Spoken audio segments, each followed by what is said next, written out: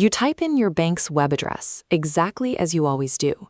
The page loads with the correct logos and layout, but when you hit enter, your browser sends those packets of login data directly to an attacker's server instead of the bank. This redirection happens without a single misspelling or a suspicious link. The network itself misleads the browser, replacing the legitimate destination with an IP address controlled by a third party. We are taught that a correct URL in the address bar means we are safe. In reality, that trust is one of the most significant vulnerabilities in modern computing. This works by subverting the domain name system, or DNS, the Internet's translation layer, turning human-readable names into the numerical IP addresses that servers use. Designed when networks were assumed honest, these requests travel in readable, clear text, exposed to anyone watching. This is where DNS hijacking occurs.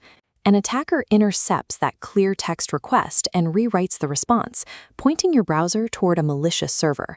By controlling the translation layer, an attacker can determine exactly which servers your device connects to, effectively choosing which version of the internet you see. To see how this happens at scale, we have to follow the path of a query, beginning the moment it leaves your device. Local hijacking starts with an infection. Trojan malware on a computer can silently modify internal network settings, forcing the device to consult a rogue DNS server before the request even hits the local network. If the device is clean, the query moves to the router. Because many users never change their default hardware passwords, attackers can easily breach the firmware and swap the default DNS for a malicious red path. This creates a ripple effect. Once the router is compromised, every single device on that Wi-Fi, from your phone to your smart TV, is redirected through the attacker's server. Security often fails from the inside, as our own hardware is used to bypass the protections we have on our computers. As the query leaves the home and enters the public internet, it becomes vulnerable to man-in-the-middle attacks, where interceptors wait for unencrypted DNS traffic.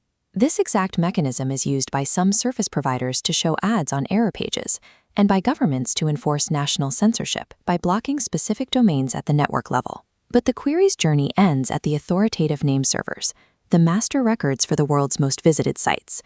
This is the goal of campaigns like SeaTurtle. By hacking the domain registrars directly, attackers can poison the DNS cache at the highest level, sweeping thousands of users toward a cloned site simultaneously.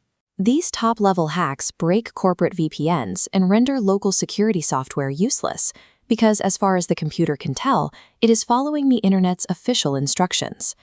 When the infrastructure itself is compromised, traditional endpoint protection becomes blind to the redirection. You can spot a hijack by looking for technical friction. This includes slow page loads, strange ads injected into legitimate sites, or warnings about invalid security certificates. You can verify your connection by pinging a domain to see if it resolves to a suspicious IP, or using tracking tools to confirm that your DNS provider is who they claim to be. The first line of defense is simple maintenance. Change your router's default credentials, enable two-factor authentication on your domain accounts, and use a VPN to shield your queries from local interceptors. Active vigilance and hardware hygiene are the only ways to verify that your network is behaving as intended. Systemic changes are arriving. Protocols like DNS over HTTPS wrap queries in encryption, shielding metadata from anyone watching the connection. This works alongside DNSEC, which validates the digital signature of the record itself, ensuring the IP address you receive is the one actually registered. As the internet moves toward a more secure address book, the responsibility still falls on the user to ensure their gateway to the web isn't leading